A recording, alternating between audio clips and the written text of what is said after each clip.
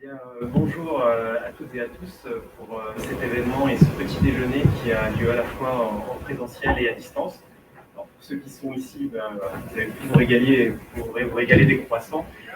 Pour ceux qui sont à distance, on n'a pas encore fait de croissants en NFT, mais on y travaille et ça sera prêt pour la prochaine. Cet événement, donc, il est né d'une rencontre, il est la rencontre de 4 personnes, de Nicolas, Thomas, Jean-Jacques et moi-même, Charles, et de deux sociétés, Basicon et Mipar Consulting. Nous avons été amenés à travailler ensemble sur 2021 au lancement d'une nouvelle activité de crédit pour un acteur qui souhaitait ajouter cette arc à sa proposition de valeur et financer d'une certaine manière la vente de ses produits. Je vous demanderai vraiment très brièvement de vous présenter en quelques mots chacun, sachant qu'effectivement on va avoir l'occasion d'aller un peu plus dans le détail de présentation respective. Peut-être dans un premier temps, Thomas, Nicolas, vous présenter. Ok, bonjour à tous, donc Thomas Lonquin, je suis le CEO de Basicon, que je vais vous présenter aujourd'hui. J'ai un background un peu technique, j'ai été CTO pendant 13 ans d'une licorne française qui s'appelle Diffront, et avant de fonder Basicon, qui est un système complètement intégré de gestion de crédit. Nicolas Humeau, je suis l'un des fondateurs de Basicon avec Thomas, avec un rôle de PGA derrière Thomas, et je représente plutôt le volet métier, connaissance du métier des clients, vu mon expérience de consultant en management dans divers grands cabinets. Jean-Jacques. Jean-Jacques, donc cofondateur de Mipar Consulting, et au sein du cabinet, moi je m'occupe plus particulièrement des sujets liés à la stratégie réglementaire. Et Charles Dessy, directeur associé au sein du cabinet Mipar. J'accompagne beaucoup de sujets en lien avec le crédit, le financement de manière générale. Et j'ai aussi un parcours opérationnel ayant lancé une activité de consumer finance en Russie il y a de cela quelques années. Du coup, comme je l'évoquais, c'est une rencontre qui nous amène aujourd'hui et le projet sur lequel nous avons travaillé nous a permis finalement d'échanger, de partager notre vision des évolutions et des opportunités offertes par le marché du crédit. Et notamment justement les opportunités pour des nouveaux acteurs qui souhaiteraient aller sur ce marché. Un marché qui historiquement fait peut-être un petit peu peur. Et justement aujourd'hui, s'il y a quelques messages qu'il faut retenir, on va commencer par la conclusion et après on va rentrer un peu plus dans le détail, c'est que le crédit, c'est un métier qui reste effectivement assez complexe. C'est un équilibre assez délicat entre la conquête commerciale, l'acceptation, le risque, la rentabilité. Et donc, c'est quelque chose qui, effectivement, peut faire peur et qui nécessite quand même une certaine technicité. Néanmoins, c'est un métier qui devient pas plus simple, mais de plus en plus accessible. On va le voir, il y a effectivement des barrières à l'entrée qui sont en train de se résorber, de s'effacer, qui permettent justement, pour des nouveaux acteurs, de se porter sur ce marché-là, et même surtout de réfléchir à comment intégrer le crédit dans leur proposition de valeur. Et ça, on va avoir l'occasion de l'illustrer aujourd'hui en deux temps. Donc, une première petite présentation de Mipar Consulting, avec un regard sur le crédit, et ensuite Basicon qui se présentera et il fera une démonstration de leur capacité à travers un use case assez dans l'air du temps, puisqu'il s'agira finalement de vous présenter comment ils voient et comment ils opèrent le Buy Now Pay Later. Très belle transition avec notre présentation et le slide suivant.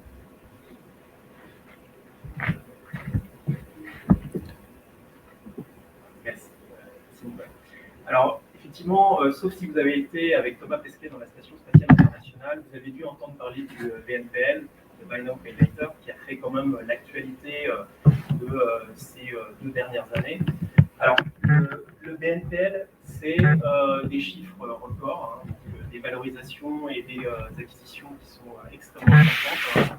Klarna valorisé à 46 milliards de dollars, des acquisitions extrêmement importantes, des valorisations très importantes comme je l'évoquais, pour plusieurs raisons. D'une part, c'est finalement cette pénétration un peu inattendue sur l'e-commerce qui fait que c'est un énorme driver d'activité ce type de produit. Et en plus, c'est drivé par des segments clientèle qui sont intéressants et porteurs pour les acteurs.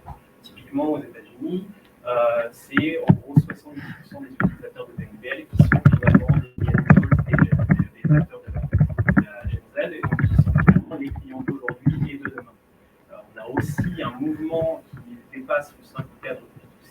avec des offres BNPL qui vont maintenant progressivement sur le Bitcoin, avec différentes manières de loger.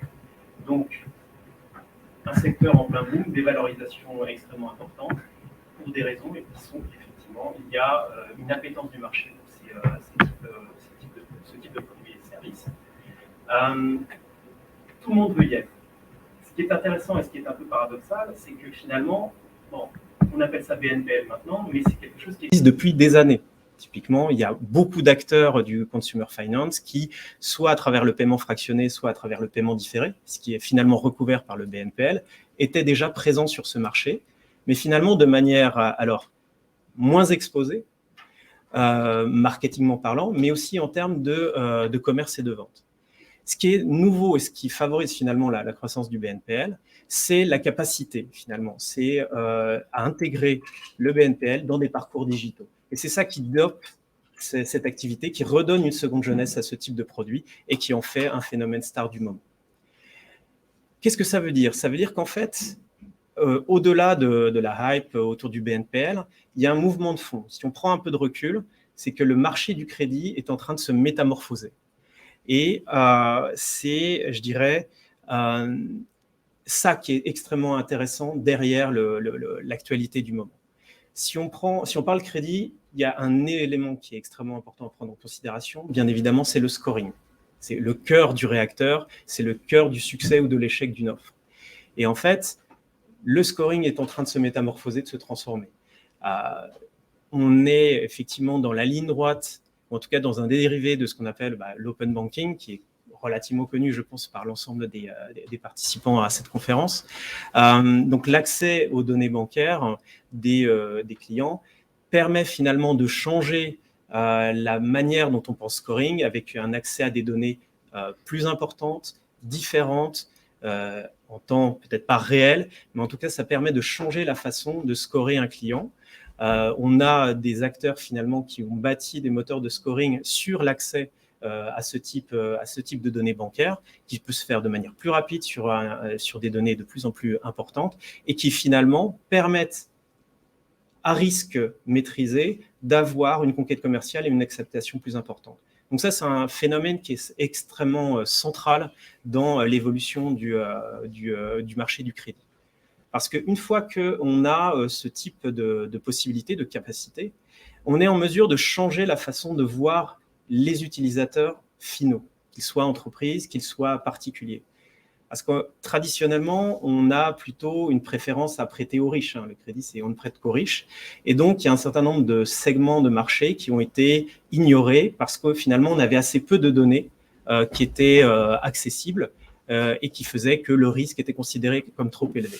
Avec un accès à des données plus importants, on est désormais en mesure d'avoir une approche très segmentée en fait du marché et de proposer finalement des solutions à destination d'acteurs qui sont quelque part dans une niche. Et typiquement, l'une des niches les plus en vogue ou les plus connues, ça va être le marché des freelances. Freelance qui était, on va dire, exclu professionnellement du crédit et qui maintenant, finalement, grâce à l'accès à des données plus importantes, permettent d'avoir une vision du risque associé et donc de leur proposer des produits et services sans dégrader le risque. Donc, plutôt que de ne pas y aller, on est au contraire en capacité d'aller sur ces marchés. Donc, ça veut dire que pour des nouveaux acteurs, il y a des nouveaux segments de marché qui sont finalement non servis, non exploités, ou que, s'ils sont existants, qu'on peut mieux servir. Et au-delà donc ça, c'est un premier point. Donc, c'est effectivement la dimension scoring, la dimension niche est extrêmement importante et traduit cette métamorphose. Mais ça va encore un cran plus loin. C'est-à-dire que si on parle de modèle, eh bien, on a aussi deux phénomènes qui sont à l'œuvre. Le premier plan, il est réglementaire, et on va revenir là-dessus. Le régulateur n'est pas un frein je dirais, à l'émergence de nouvelles offres de crédit. Et finalement, il propose, en tout cas à travers des nouveaux statuts, des nouveaux agréments, l'opportunité à des acteurs différents d'aller sur le marché du crédit. Nous y reviendrons un petit peu plus tard.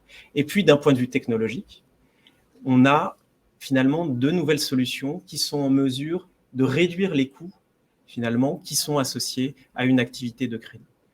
Et par conséquent, avec ces deux phénomènes plus le scoring, ce dont on se rend compte, c'est que ce sont des nouveaux modèles qui peuvent émerger. Et ce qui était réservé finalement à l'époque à des acteurs positionnés sur des gros volumes, donc soit des acteurs, des pure players, des acteurs du consumer finance, des établissements de crédit, ou alors des acteurs du retail ou de l'automobile qui bénéficiaient de gros volumes ou de gros montants pour écraser finalement les coûts donc liés à cette activité. Maintenant, on peut aller sur des acteurs plus petits. Et ce qui fait que si, en nous inspirant finalement donc de la phrase « Every company will be a fintech company », on pourrait se dire que demain, every company will be a credit tech company. C'est-à-dire que finalement, le crédit peut devenir une activité, pas forcément centrale, mais connexe de la proposition de valeur de plus en plus d'acteurs qui pourront permettre de financer l'acquisition de leurs produits, quelle que soit la nature, produits matériels, immatériels, financiers, et donc doper leur vente.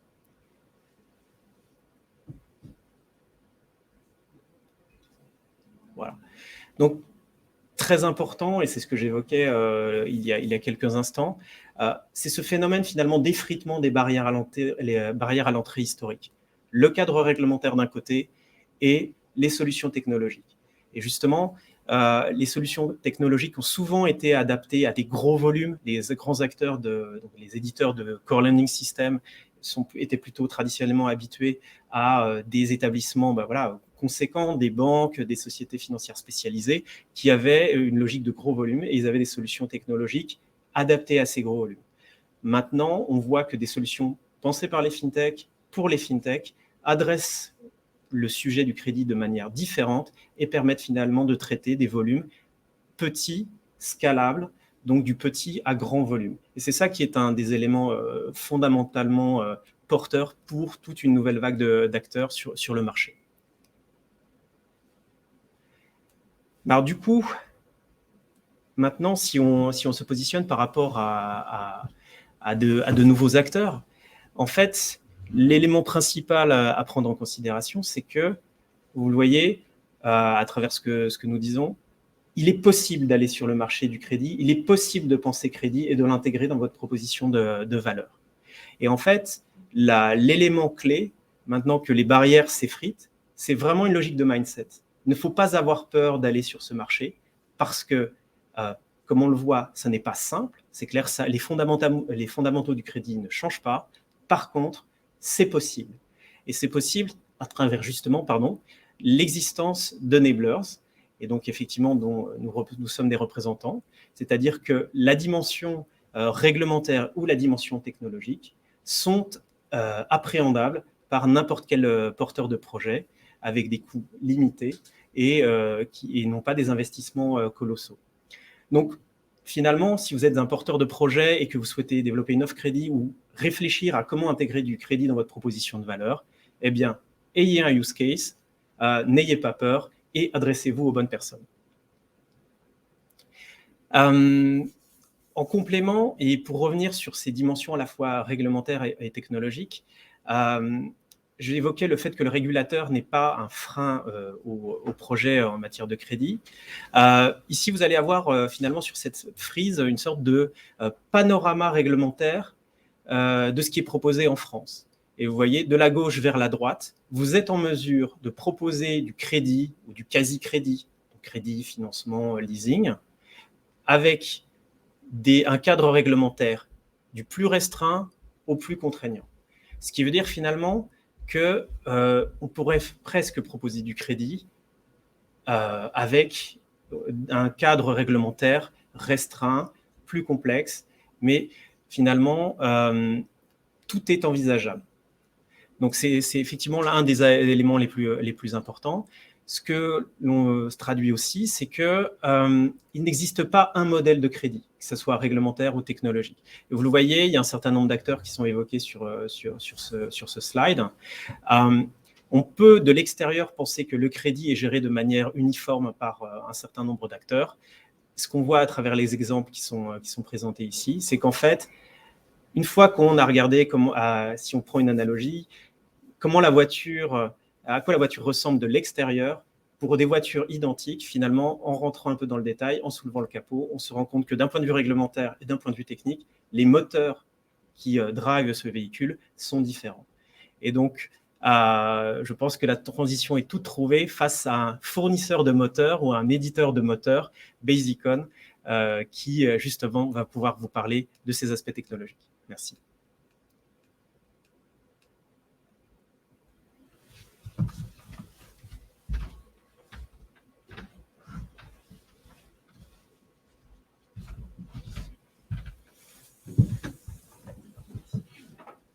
Alors, en pratique, ce que l'on constate, c'est que le business model, le financement évolue beaucoup.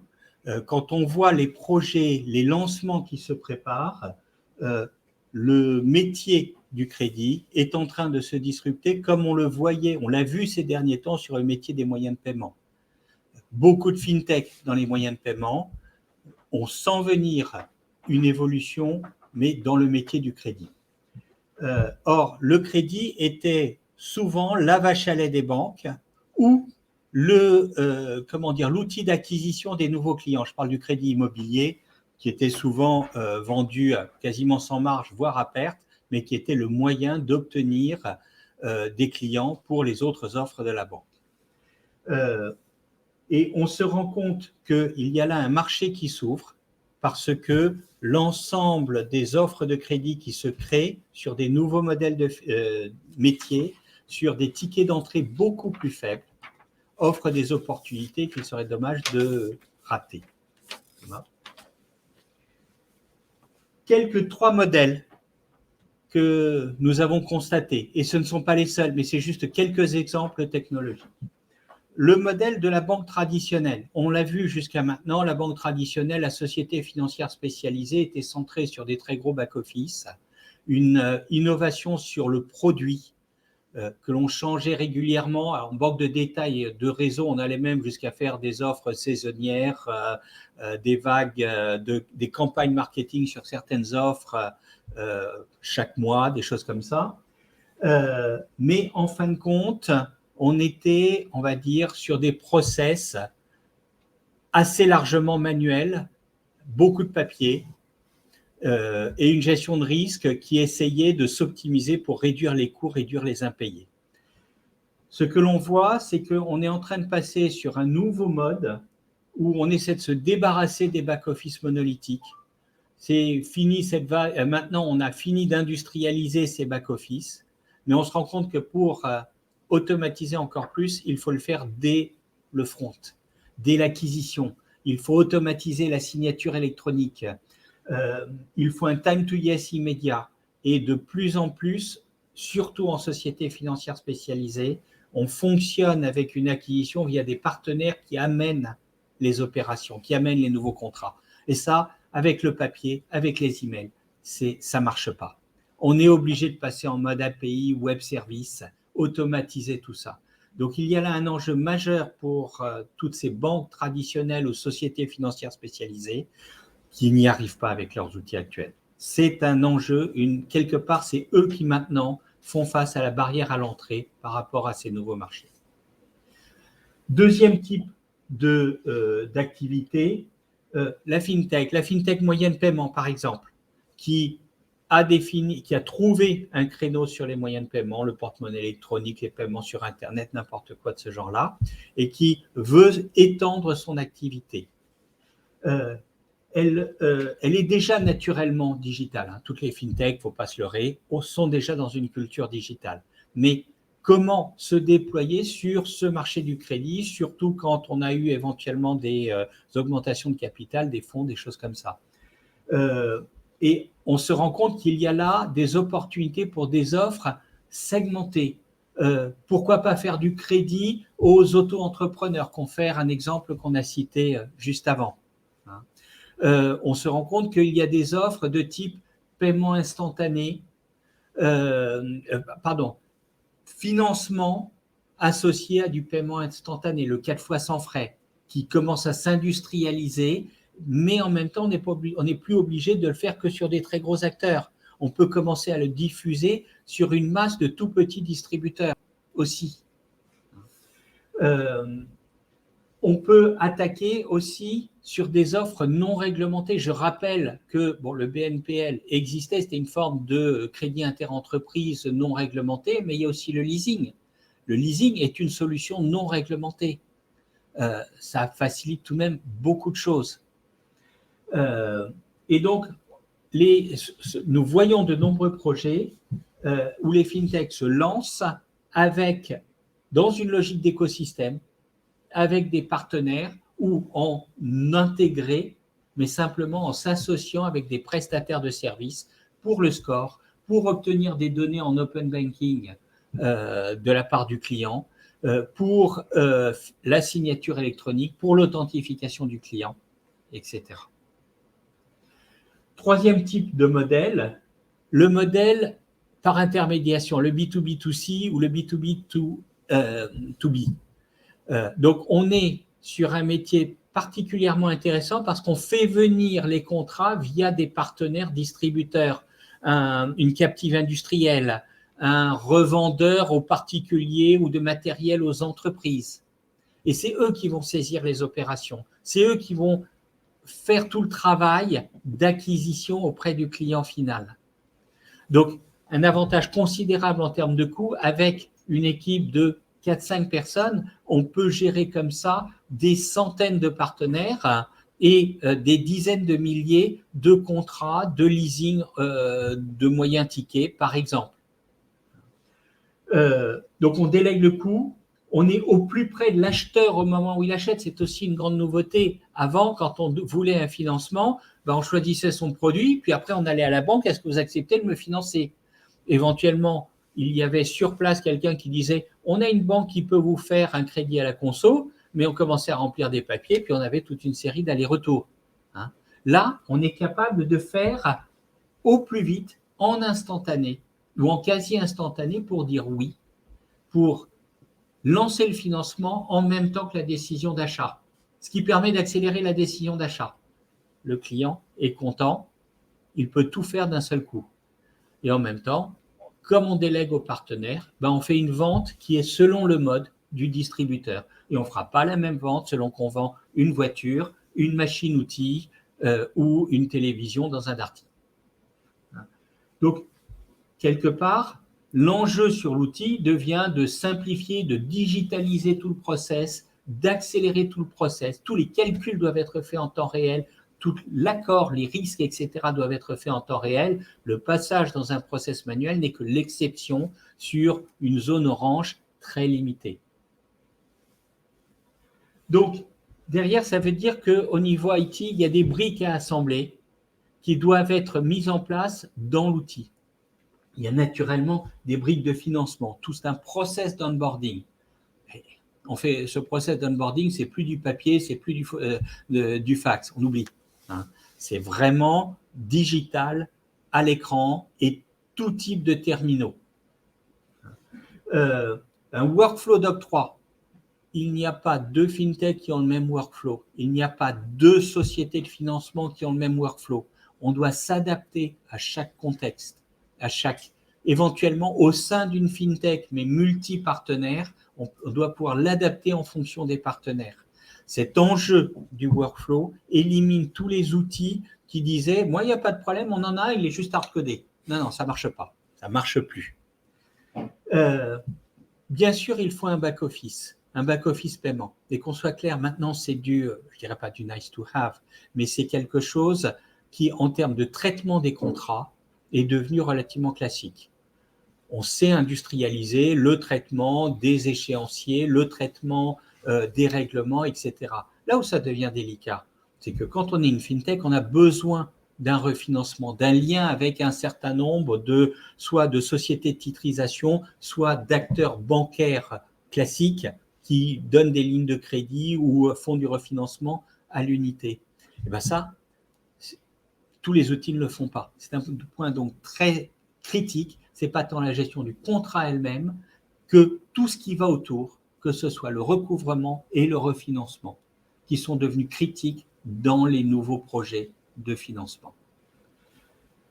Le score, bien entendu, on se rend compte que dans les nouveaux métiers du financement, on attaque de nouveaux marchés.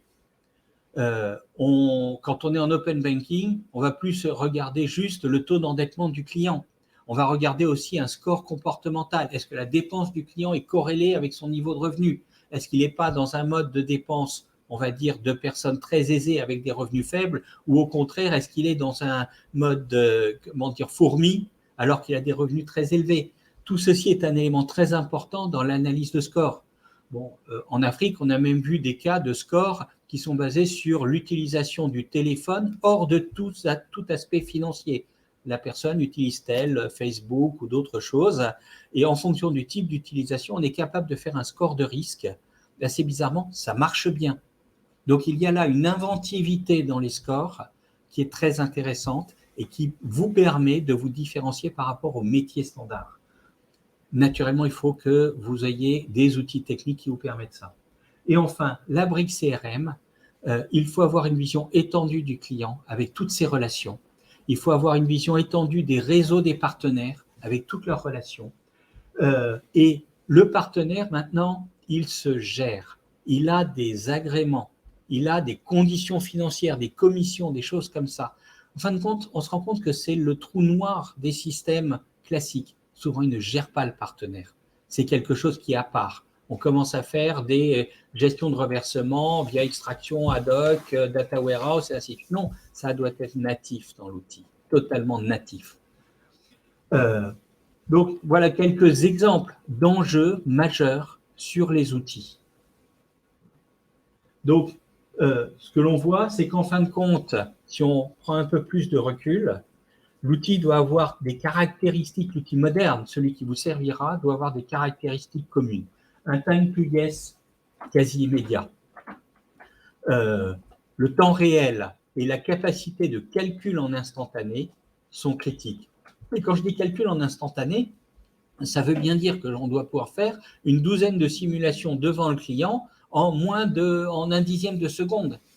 On n'acceptera pas de dire « attendez que la petite molette tourne dans tous les sens pendant 30 secondes ». Non, ça doit être tout de suite et pas dans 10 secondes. Deuxième chose, quand on dit time to yes, ça veut dire score et analyse de risque, avec un workflow qui est sous-jacent, qui va vite, qui est optimisé dans tous les échanges entre les divers partenaires et qui, derrière, permet d'automatiser une réponse en utilisant un outil de score le plus rapide possible. Ça, c'est la première chose. Deuxième chose, l'onboarding de tous les acteurs, qu'ils soient le client, mais les partenaires, tous les acteurs en marque blanche, etc. On doit automatiser ceci et donner la main, déporter cet onboarding au plus près des utilisateurs, quel que soit leur type. C'est là que tout le digital prend son enjeu au niveau de la gestion du client, du navigateur, ce genre de choses. On se rend compte que l'aspect navigateur existait déjà depuis longtemps, mais il était peu efficace. Il faut revoir toutes ces technologies de gestion du client, du terminal, pour être beaucoup plus efficace et beaucoup plus intégré dans l'acquisition de tous ces acteurs.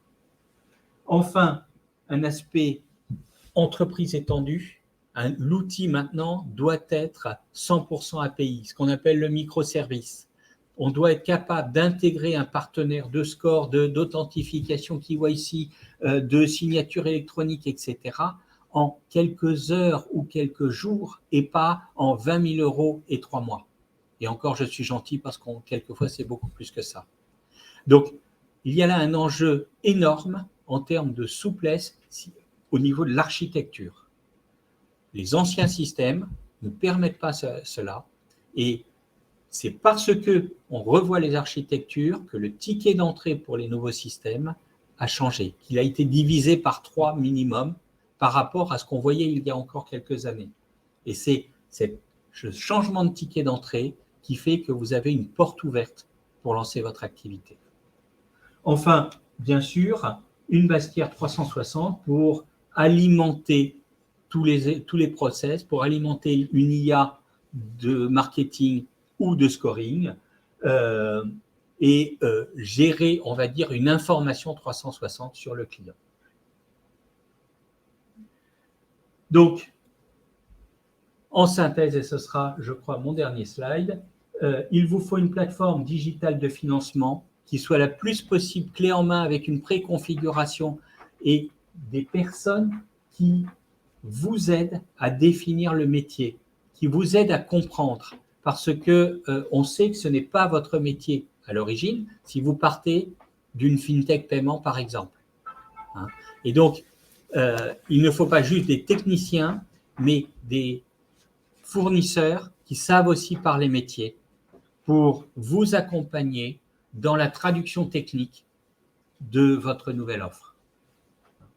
Deuxième chose, effectivement, des gens qui sont techniques avec une culture digitale forte pour gérer cet aspect entreprise étendue. Demain, on n'est plus tout seul, on n'est pas monolithique, on travaille avec de multiples partenaires pour faire l'offre de crédit. Et enfin, et ça c'est notre dernière recommandation, maintenant on peut démarrer petit et grossir. Il ne faut pas partir sur des business plans où on dit tout de suite il y aura 300 000 crédits dès la première année. Non, on commence tranquille, on fait peu de risques, mais peu de coûts, et on grossit. Et on peut après accélérer et faire x10 chaque année. On peut aller très vite dans sa croissance, mais on démarre petit. Ce que je vous propose, c'est de passer la main sur une petite démo outil afin de vous permettre d'illustrer ce que je viens de dire.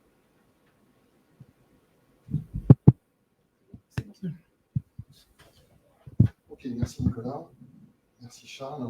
Donc, c'est toujours un peu compliqué de montrer un outil aussi riche que ce que représente Basicon en peu de temps. On a choisi de prendre un scénario particulier, en l'occurrence le Buy Now Pay Later, mais on pourrait appliquer plein d'autres scénarios, donc on ne va pas tout montrer, bien sûr, on va montrer quelques données fondamentales en essayant d'articuler. Juste. C'est partage d'écran. Ah, d'accord. C'est à cause de ça, je pense. Ouais. C'est celui-là. Si, c'était ça.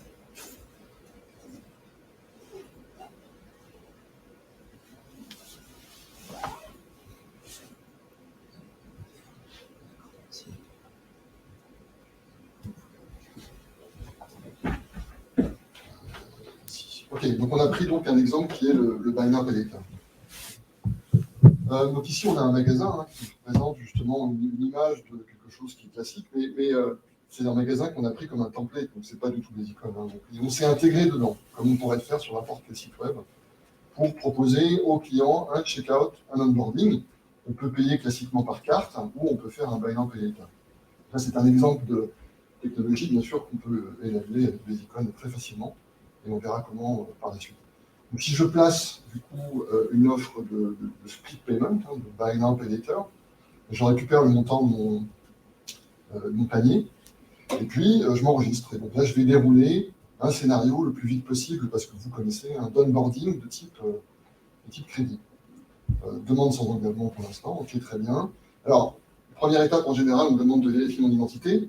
Et donc, le digital permet des nouvelles façons de faire. Et donc, ici, on a une intégration d'un fournisseur qui permet de scanner en fait une pièce d'identité. Donc voilà, on va ici intégrer dans le parcours un tiers, en l'occurrence ici Hubble, mais ça pourrait être Ariane Next ou d'autres. Et donc on va de manière transparente passer dans ce mode que je ne vais pas dérouler ici parce qu'on n'aura pas le temps, où on donne une carte d'identité et puis on fait on met sa tête devant la caméra et ça match. Okay, donc ça, je passe vite ici et je vais plutôt rester sur un mode classique où je vais saisir, parce que sinon on va dépasser. On va prendre les accélérateurs et je vais mettre une date de naissance.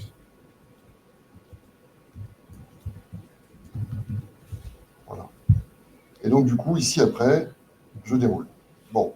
De même, en général, maintenant, souvent, de plus en plus, on va vous proposer de donner accès à vos comptes bancaires. Donc, même principe, on va se connecter à un fournisseur de ce genre de service qu'il va falloir complètement intégrer dans l'onboarding. Et donc ici, se connecter à ces comptes m'amènerait sur un bridge ou un Tink ou un Budget Insight pour accéder à ces informations que je pourrais ensuite collecter et rapatrier dans l'onboarding. Ou bien, on peut aussi s'intégrer avec des choix comme ça où on va aller sélectionner des bank statements, donc des relevés bancaires, qui vont automatiquement être rapprochés des données, scannés et vérifiés. Donc voilà, là, il a fait ce travail. Ici, j'accepte ça. Et donc, je complète mes données parce qu'il y aura toujours des choses qui vont manquer. Hein. Par exemple, si on peut détecter des crédits en cours parce qu'on voit des prélèvements réguliers, mais il va falloir qu'on complète avec le montant restant dû sur ce crédit, ici, par exemple, et puis une date, éventuellement une date de fin. Donc, disons 31, 12, 2020. Okay, donc, on collecte de l'information, et l'information qu'on collecte dépend de la typologie du crédit et dépend aussi des partenaires qu'on a pour nous aider. De même, hein, la partie preuve de résidence, si je déclare que je suis propriétaire depuis une certaine date, du coup, ici, je peux me connecter à un fournisseur qui va aller chercher chez Engie, chez Orange, chez EDF, des informations qui me permettront de vérifier qui je suis, etc. Voilà, pareil, je vais vous épargner ça parce qu'on n'aura pas le temps. Et vous voyez le principe. Hein. Et donc là, je saisis, j'avance. De même, hein, la capacité aussi de se connecter à un dispositif d'emploi. Enfin, tout ça, ce sont des briques qu'on doit assembler dans son portail onboarding. Là, je vais encore une fois faire une saisie, des icônes, secteur d'activité informatique, fonction exercée, et puis depuis le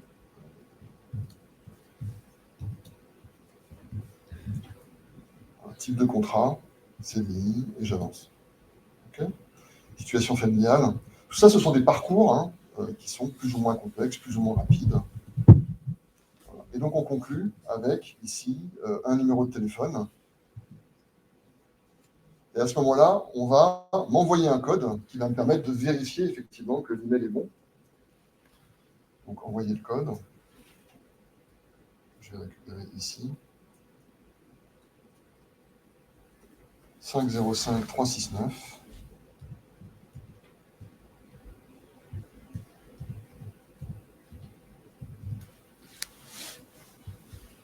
OK. À ce moment-là, je peux passer en signature d'un contrat. Je signe électroniquement et j'envoie. Et ça, c'est le moment, effectivement, où l'offre, qui pour l'instant était stockée de manière temporaire, hein, va vraiment devenir quelque chose qui va passer dans la partie scoring. Et c'est le moment aussi où on va switcher l'environnement pour passer côté back-office pour aller voir le résultat.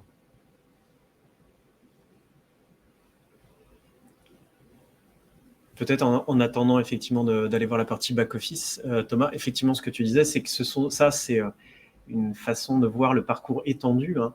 Donc effectivement, ça va dépendre de chacun des clients, ça va dépendre de leur politique risque, effectivement de quelle est la nature des informations qu'ils veulent collecter. Mais ce qui est intéressant, c'est que dans ce cas dans ce use case-là, on voit effectivement toute la capacité finalement de l'outil Basicon à récupérer des informations de sources différentes et qui seront intégrable dans le cadre d'un parcours qui est prédéfini par le site, par le marchand, en fonction de la politique de risque qui va être associée. Exactement, merci Charles. Alors effectivement, ici, là, on est côté back-office, donc à ce moment-là, la question c'est qu'est-ce qui va se passer une fois que l'offre est arrivée? Et là, de nouveau, plein de possibilités s'ouvrent, plein de modes de fonctionnement qui vont dépendre du produit de financement qu'on propose. Ici, bon, on a choisi, hein, toujours pareil, c'est un exemple de faire apparaître une tâche qui déclare qu'il y a un contrat qui est arrivé à valider en conformité. Entre-temps, il est déjà passé par un scoring, on a déjà pu valider des choses, éventuellement on a déjà pu dire non, faire une contre-proposition à la personne qui avait posé le crédit. Ça se fait de manière reconfigurée dans le système. Okay. Et donc ici, si je regarde mon dossier de crédit, je peux aller voir effectivement que là on est bien sur un buy now pay later avec 3 échéances, et je peux aller voir un détail de score, ici, qui s'appuie sur les données ici, effectivement, liées à ce qu'on a rapatrié de la connexion à un fournisseur, donc DPS2, Open Banking, ou ici à des uploads de PDF qui sont les relevés bancaires. Okay, donc, de nouveau, le score, il est très configurable et va dépendre de votre business model en termes de gestion. De même, ici, en fait, le scénario qu'on a déroulé, il doit lui-même dépendre du contexte, parce que ça va dépendre de l'intégration dans le site web, ça peut dépendre de plusieurs lignes métiers, hein, pour faire du buy now pay later et aussi autre chose, et donc les scénarios peuvent être complètement reconfigurés. Si je regarde ici comment ça s'est passé, en fait, on a du coup utilisé un scénario. Non, ce n'est pas celui-là que je voulais montrer.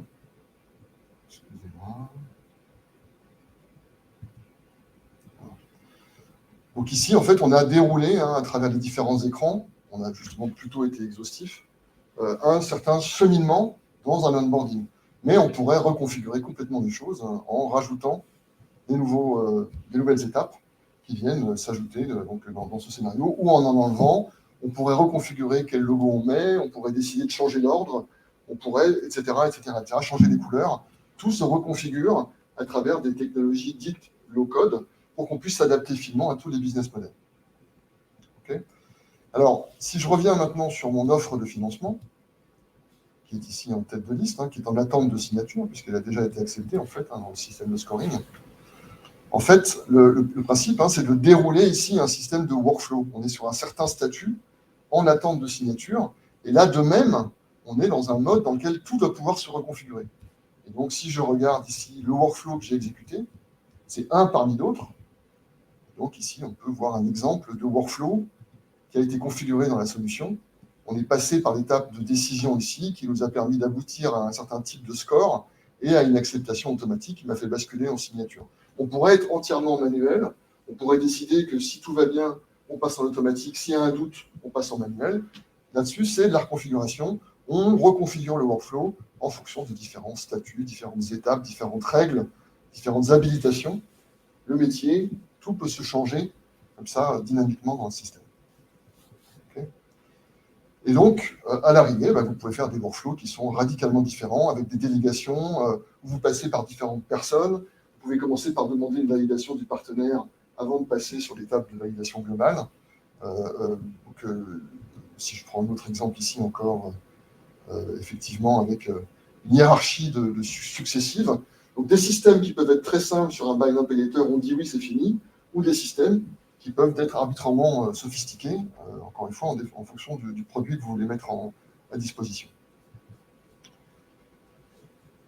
Alors, tout ça, bien entendu, cet échéancier que j'ai montré rapidement ici avec les trois échéances, c'est ça qui va devenir ensuite la facturation.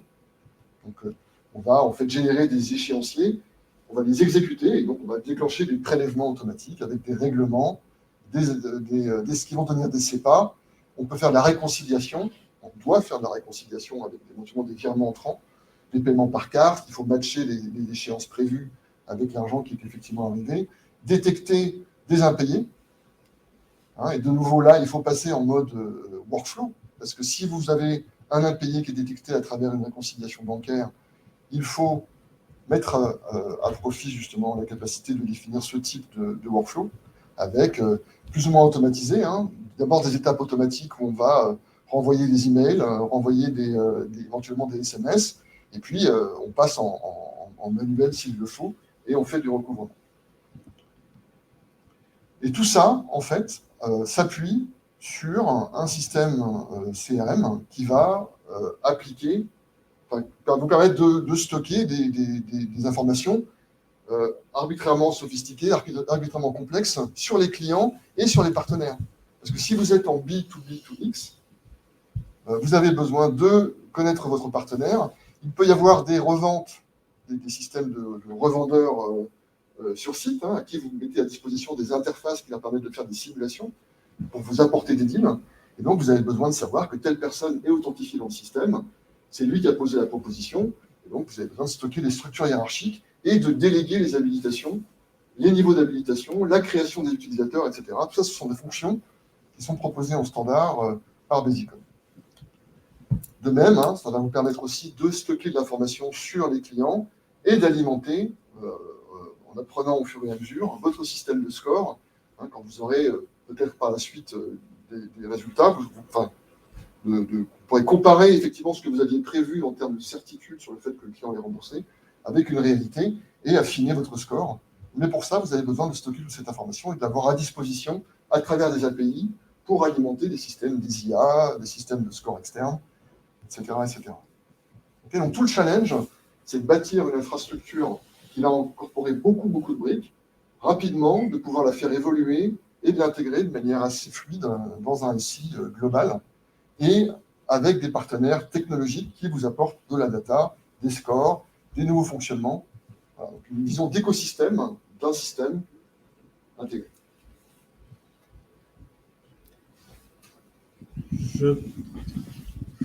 Écoute, merci Thomas pour la démonstration. On pourrait effectivement continuer à dévoiler le moteur encore pendant des heures. Effectivement, c'est passionnant. Du coup, l'idée était d'offrir la parole et de permettre à des gens de poser des questions à la fois en présentiel et à distance. Je crois qu'il y a une question dans la salle. On va commencer par les questions dans la salle et puis on a quelques questions en attente à distance qu'on va traiter aussi. Avant de brancher. Agnès, du coup, on a une question dans la salle, on va démarrer par. Oh, bon, on vous entend? On va poser la question. Ah non, merci. Merci beaucoup pour cette présentation. Je ne sais pas si vous m'entendez. Parfaitement. Alors, ce qui est assez intéressant, puisque aujourd'hui, vous parlez, vous appuyez sur différentes sources d'informations pour faire l'évaluation du score, en fait, et l'évaluation du risque. Et comment est-ce qu'aujourd'hui intervient l'open banking à cet effet? C'est-à-dire, est-ce que vous appuyez-vous justement sur l'open banking et l'ouverture des données bancaires? Et si oui, quels sont les challenges ou pas que vous avez rencontrés? D'accord. Alors, l'open banking est un élément essentiel si on est en financement aux particuliers de type crédit conso instantané. La difficulté de l'open banking, c'est l'acceptabilité. Selon les acteurs, on dit qu'il y a entre 30 et 50% de clients qui acceptent de l'open banking, de fournir les coordonnées de leur banque avec les mots de passe pour permettre cette analyse de score. Néanmoins, c'est un élément critique si on veut pouvoir faire un crédit en instantané avec une vraie analyse du taux d'endettement, des flux, etc. Donc, on est obligé de trouver une solution. Nous, notre proposition, c'est de dire ceux qui ne veulent pas donner l'accès, en général, ils acceptent de donner des relevés de compte qu'ils ont obtenus de leur banque. C'est un peu ce qu'on a montré tout à l'heure. Ça permet d'augmenter très significativement le pourcentage de clients qui fournissent la donnée élémentaire pour ce score. Donc, c'est ça le point pour nous critique, c'est cette acceptabilité. Ça ne veut pas dire que dans d'autres pays, on ne fonctionne pas différemment. On a vu des pays où de toute façon la donnée est publique et d'ailleurs il y a déjà des scores qui sont publics, il suffit d'appeler une autorité gouvernementale et on a toute l'info. Bon, mais ce n'est pas le cas en France. En France, il faut simplement fournir ce service d'acquisition de PDF fourni par les banques et repartir sur le process de score associé au détail des relevés de compte. J'espère que j'ai répondu à votre question. Tout à fait, oui. Peut-être pour compléter, juste effectivement ce que Thomas montrait, c'est qu'effectivement, d'un point de vue technologique, vous avez la capacité justement à récupérer des informations auprès des différents acteurs, donc agréés des SP2, donc vous en avez cité quelques-uns, donc d'un point de vue technologique, effectivement, ça marche. Et effectivement, je rebondirai très rapidement, puisque tu l'as évoqué, la problématique d'acceptabilité dans un pays comme la France, voilà, parfois assez conservateur pour une catégorie de clients, est effectivement un enjeu. Aujourd'hui, on est dans une phase de transition, c'est-à-dire que les tests réalisés par un certain nombre d'acteurs montrent que les scores basés sur l'open banking sont souvent plus efficaces qu'un score traditionnel. Néanmoins, si aucun client n'a la volonté de partager ces données, effectivement, le résultat est nul. Donc, c'est bien un équilibre c'est une métamorphose qui est en train de se faire. Il y a des histoires de génération, il y a aussi des typologies de clientèle, il y a aussi les enjeux qu'on a à obtenir le financement qui peuvent intervenir, ça c'est clair. Donc, c'est quelque chose effectivement qui évolue. Et après, on a pu l'échanger ensemble, c'est que du coup, on peut se retrouver sur des modèles hybrides, c'est-à-dire on va avoir potentiellement pour un même acteur à la fois un modèle de score qu'on va dire basé sur des données traditionnelles et une version parallèle d'un modèle qui serait basé sur l'accès à ces données complémentaires. Et donc pour une même proposition de valeur et avec un même socle technologique de base. J'ajoute juste deux compléments aussi. On a des acteurs aussi aujourd'hui sur la partie de scoring spécifique, parce que là, typiquement, c'est ce que présentait en fait Basic sur le sujet. C'est un système-là où on va faire appel à des acteurs d'open banking pour récupérer l'information. Mais on a aujourd'hui des modèles dans lesquels on a des acteurs spécialisés de scoring qui eux-mêmes vont faire cette démarche déjà en amont. Donc, ils vont accélérer la démarche parce que du coup, par rapport à l'acceptabilité, la personne, supposons par exemple qu'elle s'inscrive sur le site et que ce soit le site Price Minister, genre Rakuten ou autre, qui a déjà en fait développé son scoring, tout ce que le système va faire, c'est d'aller chercher un scoring déjà préexistant qui aura déjà utilisé en fait de l'open banking ou d'autres sources d'informations pour récupérer ce scoring. Donc ça, c'est le premier bout sur l'accélération. Et le deuxième, c'est que sur la partie B2B, l'open banking n'en est qu'au début. Ça a commencé essentiellement sur le B2C, mais sur la partie B2B, c'est en train de s'accélérer de façon très forte au fur et à mesure que les entreprises elles-mêmes s'ouvrent à la partie d'open banking. Et il y a énormément de tests qui sont en train d'être faits en ce moment pour comparer la fiabilité entre un scoring classique et un scoring par l'open banking, y compris sur le B2B. On constate les mêmes résultats d'une efficacité très grande du score. Et pour finir, on parlait de relevé. Donc effectivement, on peut avoir le cas d'une personne qui va permettre le chargement d'un fichier qu'il a téléchargé auprès de sa banque.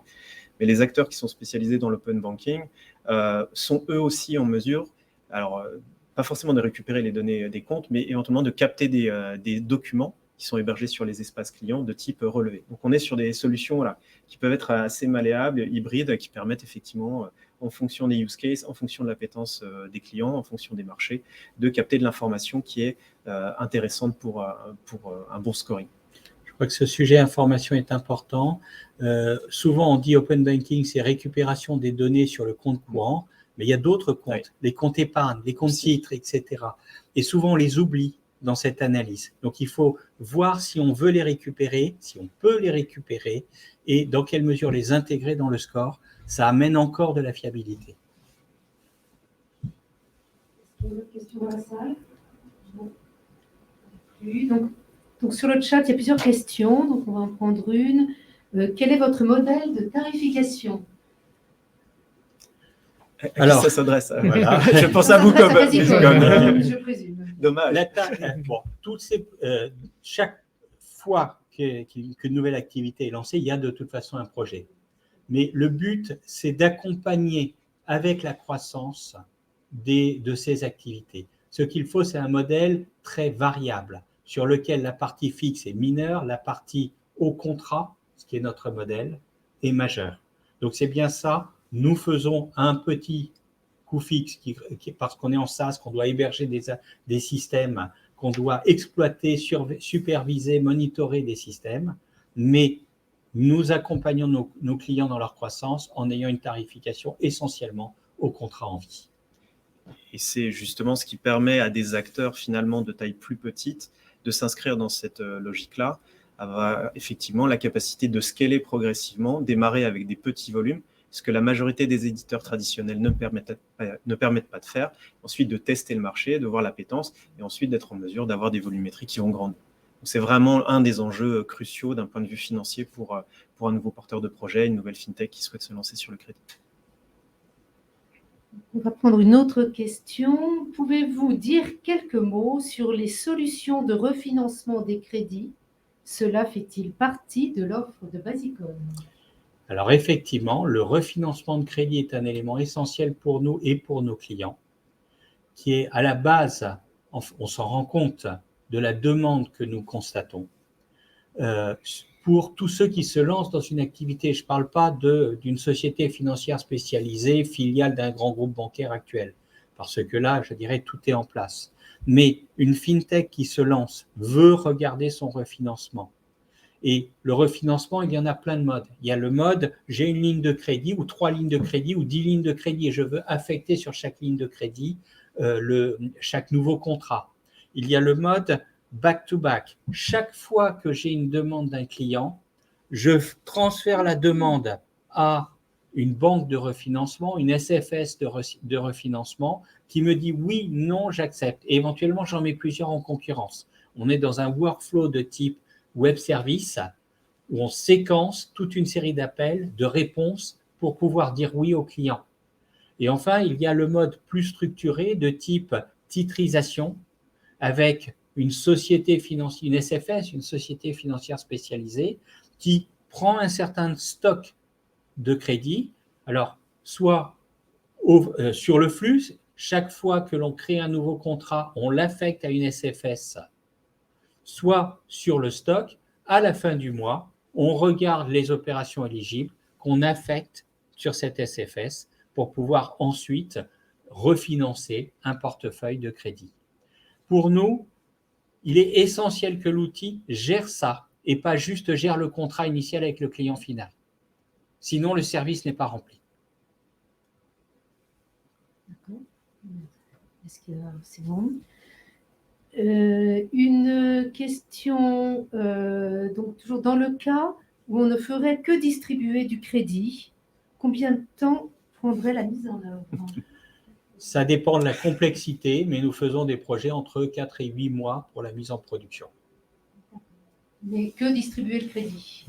Que distribuer. On peut faire moins sur un process hyper simplifié, mais il y a toujours une phase de démarrage et surtout, ce n'est pas tellement le projet lui-même au sens le paramétrage que la qualification du besoin, du processus, donc la vision métier qui prend un certain temps. Donc peut-être l'accompagnement de l'État. Oui. Je pense que c'est effectivement important parce que, première chose, Basicon est une solution en fait, qui permet de faire des choses extrêmement compliquées, complexes, justement à travers le fait qu'il travaille dans le secteur du leasing historiquement. Donc, vous l'avez vu, on peut faire des workflows extrêmement compliqués, donc c'est une valeur extrêmement importante. Mais donc, du coup, qui peut le plus, peut le moins. Donc, effectivement, du coup, il est possible de faire des projets d'implémentation qui soient rapides. Alors, je ne préjuge pas de la nature de notre interlocuteur, mais effectivement, le principal enjeu, il dépend de la maturité, finalement, du porteur de projet ou de la société. Si c'est un projet qui démarre autour d'une idée, je vais caricaturer, dans ce cas-là, il y a une phase un peu de pédagogie et de montée en compétence de la part du porteur ou de l'équipe sur le métier du crédit qui est nécessaire. Et pour le coup, que ce soit Basicon, mais même nous, ce qui est intéressant dans notre approche, c'est qu'on ne va pas être prestataire, mais on va porter un retour d'expérience métier, et donc il y a cette forme de pédagogie partagée. Donc ça, c'est extrêmement important. Et après, si le projet est déjà plus avancé, alors là, effectivement, c'est beaucoup plus une logique d'expression de besoin et de modélisation finalement du besoin, et notamment des workflows, qui sont en grande partie facilités par le fait que, alors, on le voit avec la représentation, c'est quand même très proche de ce qu'on peut avoir quand on rédige des processus, quand on les design, et finalement on a une retranscription dans l'outil qui permet même pour un non-technicien, de voir si la logique métier est retranscrite dans l'outil, ce qui est quand même effectivement quelque chose d'extrêmement important et qui permet d'accélérer la mise en œuvre du projet. Je voudrais juste un dernier point là-dessus, c'est que pour répondre à la question de la distribution du crédit, la solution dont on parle vraiment là, c'est une solution où on distribue un crédit qui correspondrait vraiment à un besoin dont on veut s'approprier en fait ce crédit de façon beaucoup plus spécifique et l'adapter à sa clientèle. Il y a plein de solutions, on a montré précédemment, d'acteurs de marché qui permettent de lancer un produit de crédit en tant que distributeur en 2 semaines, voire même en 24 heures. Mais dans ce cadre-là, c'est un fournisseur de solutions qu'il faut prendre tel quel, et on est maître de rien. Donc c'est un peu la différence dessus. La plupart des acteurs qui le proposent, je ne vais pas citer quelques noms, mais on les a vus tout à l'heure, sont des fournisseurs de solutions de crédit qui sont, vous prenez mon crédit tel quel, avec toutes les règles d'acceptation que moi-même j'ai fixées, avec mon parcours que j'aurais fixé, alors que là, j'allais dire, les 4 mois, les 8 mois dont tu parles, c'est de se doter de son propre, en fait. Exactement. Crédit adapté au contexte. Ou la mise en place de celui qui va fournir ensuite, dans quelques jours, le système de buy now pay later. Exactement. Donc, une autre question, alors là, c'est une question qui fait suite peut-être à la précédente, mais par la même personne, est-ce que vous pourriez servir un établissement déjà installé, c'est-à-dire pas une fintech, mais je pense que ça va de Bien soi. entendu, c'est juste que derrière, il y a une migration de données, donc il y aura un aspect, nettoyage de données, transcodification, etc. à faire pour cette migration de données. Tout le reste, c'est la même chose. Par contre, dans ce cas précis, la vraie question, c'est comment faire pour d'abord éliminer toutes les scories du passé dans un process qui marche mieux, mais un peu à l'identique, et quelle valeur ajoutée veut-on avoir pour changer de paradigme, changer de métier, devenir entreprise étendue alors qu'on était un gros back-office de traitement de contrats. Et c'est ça qu'il faut traiter dès le départ pour avoir une vision lotie du projet.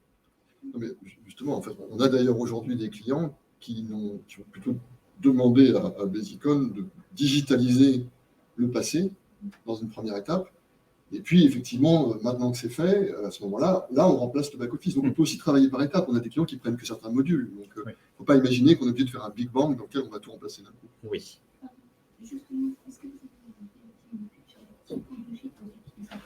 Je crois la question c'est sur la typologie des utilisateurs, c'est ça, madame? Quand vous parlez d'utilisateurs, vous voulez dire société de financement ou utilisateurs finaux? Alors, les utilisateurs finaux de l'application, c'est tout le monde. C'est le client emprunteur, c'est le partenaire qui va distribuer pour le compte de la banque, de la société de financement, c'est les responsables risques et back-office de la société de financement, ça peut être les comptables qui gèrent le déversement comptable. En fin de compte, quand on a une application qui est unique pour tous les usages et sur lesquels on se contente de configurer les écrans pour chacun des utilisateurs, quelque part, tout le monde est servi et on n'a pas de transfert d'objets dédiés pour un utilisateur ou un autre. On configure par utilisateur.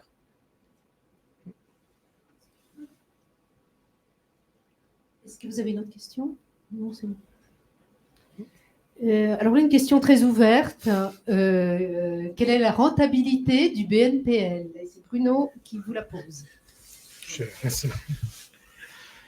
Alors, il dépend effectivement du modèle qui est mis en place. Donc, c'est effectivement et elle dépend aussi de la réglementation qui va être associée, en fonction des régulateurs et de chacun des pays. Donc, aujourd'hui, oui, il y a une rentabilité, effectivement. Là où peut se poser la question, c'est en fait la mise en concurrence. Parce qu'effectivement, on a un phénomène un peu de hype et de bulle sur le marché qui fait qu'on a de plus en plus d'acteurs qui se lancent pour proposer des solutions concurrentes. Et à un moment, ça va effectivement avoir un effet de concurrence et sur la partie rentabilité. Néanmoins, les modèles, par exemple, de BNPL sont très compétitifs, en tout cas compétitifs, notamment sur des géographies où il y a une habitude d'avoir des réelles cartes de crédit. C'est ce qu'on constate dans les pays anglo-saxons, où finalement, la carte de crédit renouvelable, la vraie carte de crédit, coûte extrêmement cher avec des taux qui sont pas forcément plafonnés par le taux d'usure. Et le BNPL, finalement, permet d'être une alternative plus économique. Ce n'est pas une surprise. Si ce sont des jeunes, finalement, aux US ou dans des pays anglo-saxons qui sont les promoteurs du BNPL, c'est parce que, alors, ils ne sont pas éligibles à la carte de crédit renouvelable, et deux, que de toute façon, elle est beaucoup trop chère pour eux. Donc oui, il y a une rentabilité. Il y a aussi un effet volume et une course au volume. Klarna dit, valoriser 46 milliards de dollars, c'est il signe un marchand toutes les 8 minutes grâce au BNPL. Donc c'est effectivement intéressant. Et ensuite, dernier point pour le BNPL. BNPL, c'est un mot valise, donc comme on l'a dit, mais n'oublions pas qu'il y a deux différentes possibilités. Si on reprend la terminologie française, il y a le N fois sans frais, N fois avec frais, et vous avez deux sources pour gagner de l'argent.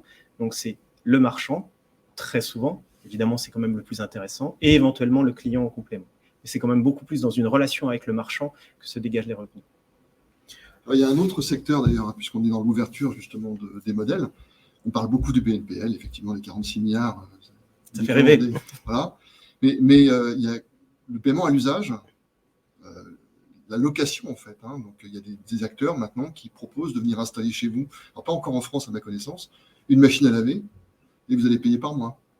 Et donc, ou à chaque fois vous l'utilisez en fait. Et puis quand vous en avez assez, vous la rendez, ils viennent la prendre et ils la donnent à quelqu'un d'autre. Alors c'est très vertueux parce que ça crée de l'économie circulaire en plus. Donc quand un fabricant commence à louer ses machines à laver, du coup il a tendance à les faire plus solides qu'avant. Parce qu'avant il avait plutôt intérêt à ce qu'on la change tous les 3 mois ou tous les 3 ans. Maintenant, c'est plus pareil. Donc ça, c'est bien. Et puis, quand on regarde bien, il faut collecter après, chaque mois, le paiement de la machine à laver, etc., etc. Donc on retrouve les mêmes processus. Donc c'est ça qu'il faut comprendre avec tout ce qui est financement. c'est que c'est toujours les mêmes briques, assemblées différemment, paramétrées différemment, pour arriver à un même résultat qui est d'avancer de l'argent et de récupérer des intérêts sur cet argent qui a été avancé. Si je reprends en fait la raison principale aussi sur les 18 derniers mois sur le sujet sur lequel le BNPL s'est beaucoup développé, c'est aussi la constatation que le BNPL permettait d'augmenter le panier moyen d'achat en ligne et notamment au niveau des marketplaces. L'extension des marketplaces et sa généralisation aujourd'hui, on avait des grands acteurs dessus et maintenant c'est en train de descendre, se spécialiser de plus en plus. Et donc, c'est financé donc grandement aussi par cette augmentation des volumes en termes de panier. Donc, la préoccupation, je dirais, majeure en ce moment de beaucoup d'acteurs qui veulent se lancer sur du BNPL n'est pas forcément centrée autour de la rentabilité en tant que telle, mais plutôt autour des avantages ou des autres bénéfices annexes liés au BNPL. Donc, à partir du moment où on se dit que ça me coûte finalement moins cher de payer du BNPL que mon coût d'acquisition naturelle de nouveaux clients, bien, dans ce cas-là, on pourrait se dire que c'est rentable, pas parce que c'est rentable intrinsèquement, mais que c'est rentable par rapport à ma rentabilité moyenne client. Donc, c'est une autre façon de répondre à la question de la rentabilité. Je crois qu'on a atteint le timing, n'est-ce pas, Clément? Dernière question. Une question dans la salle. Oui. On entend, je pense, c'est bon. Oui, vous avez dit qu'il n'y avait pas de contraintes réglementaires. Oui. C'est un peu surprenant. Est-ce qu'il n'y a pas des contraintes de solvabilité pour le prêteur, ou même en termes de business? Est-ce que vous devez être assuré aussi? Est-ce que vos assureurs ne vont pas vous demander certaines choses afin que votre entreprise fonctionne? Alors peut-être effectivement il y a un abus de langage dans un moment dans la façon de présenter les choses. En fait, dans la première partie donc, de notre présentation, justement avec cette frise, donc effectivement l'idée était plutôt de dire qu'il y avait un panorama effectivement permis par le régulateur du moins régulé au plus régulé.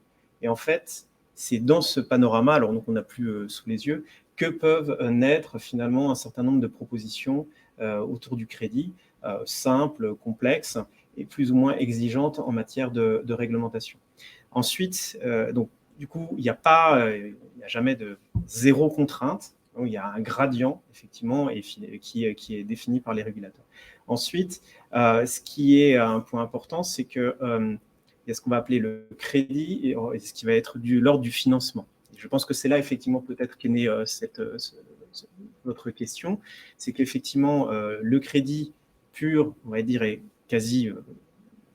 est réglementé, je veux dire, quasi intégralement. Ensuite, vous avez des solutions de financement de type, justement, LOA, leasing, etc., qui s'apparentent d'un point de vue, si vous voulez, utilisateur ou extérieur, à des solutions de crédit. C'est un peu ce que Tom a dit, finalement. Il y a plein de choses qui consistent à, finalement, mettre à disposition de l'argent par avance ou une solution pour acquérir des biens ou des services par avance. Et ensuite, c'est une logique de remboursement. Donc, tout ça pour dire qu'il n'y a pas de... La solution, enfin, les aspects réglementaires sont à la fois ouverts, c'est-à-dire que le régulateur permet de faire un certain nombre de choses, donc permet de produire, de mettre à disposition des produits et services à un grand nombre d'acteurs avec des modalités qui varient. Donc c'est plutôt finalement quelle est la proposition de valeur et quels sont les services qu'on veut associer en termes de financement ou de crédit vraiment stricto sensu, qui sont à prendre en considération dans la réflexion pour un porteur de projet. Pour répondre en fait à votre question aussi de façon très précise sur les quelques points, la réglementation sur le crédit n'a pas changé en réalité. C'est-à-dire qu'on considère que, quels que soient les régulateurs de son banque, on considère que le crédit est toujours une activité risquée. Et donc du coup, sur cette partie-là, ça ne change pas.